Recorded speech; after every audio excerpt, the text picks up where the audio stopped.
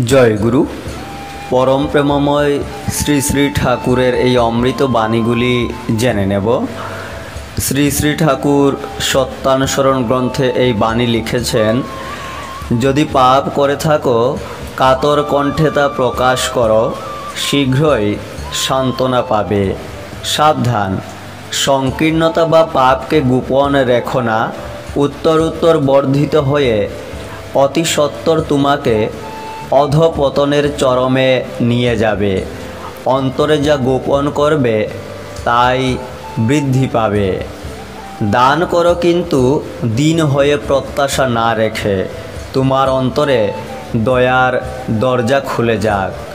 দয়া করা হিসাবে দান অহংকারের পরিপোষক।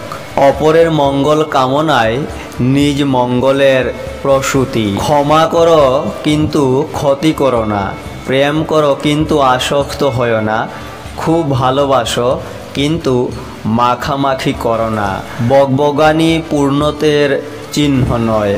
চেষ্টা করো, দুঃখ করো না, কাতর হয়ো না, সফলতা আসবেই। যদি রক্ষা পেতে চাও, ভয় এবং দুর্বলতা বলে কিছু রেখো না, সৎ চিন্তা এবং সৎ কর্মে ডুবে থাকো।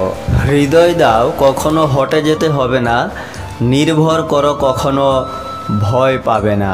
জয় গুরু।